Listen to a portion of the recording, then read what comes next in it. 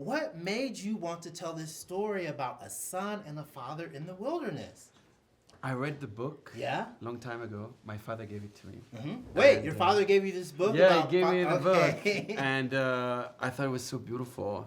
These two people trying to recreate a bond that was broken years ago and doing it in that setting where the environment is almost like a mirror to their inner feelings. You talked about the environment, both like reflecting the relationship, but also being a character in this story that you're trying to tell. What was it like having to deal with some of the real life hurdles of shooting so much of this in a real wilderness? What was really fantastic about it was I think it was the perfect setting for both Woody and Swan to really understand what it's like to be there alone in the wilderness. And when the winter comes, man, it goes through the cracks of the wood, and in that cabin it was so cold. And I think then, I don't know, I like to think that it helped the performance because he doesn't like to speak about performance so much and reacting to what's happening. And in that case, being there in that environment helped us all react, I hope, in the most sort of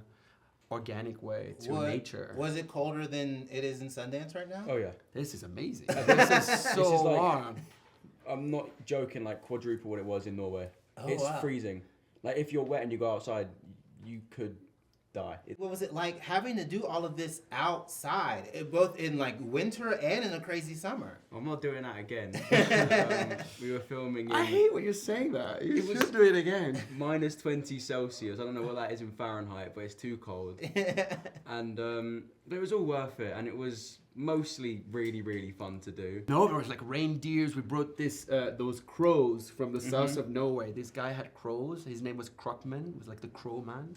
And he came with his mom and his crows. It was just a really crazy environment to make a movie. I'm glad you brought up Norway. So explain the Norwegian Fjords and what it visually looks like when you're kind of in this environment that is really like kind of super dominating and scary and imposing. Well, I wanted to be in a place where we felt like there were no humans around. Like, so that it was really about them two having to be facing their sort of own relationship. And when we were scouting, I went to Finland, went to Norway. We went to this place in Arctic Norway where, you know, during the winter there's no daylight, and then during the summer there's It's all daylight. Exactly, no night. And I was like, man, this is just so visual and beautiful. And and you feel very small. And also you feel like sometimes you walk on, you know, in areas where you're like, maybe we're the first ones to walk here.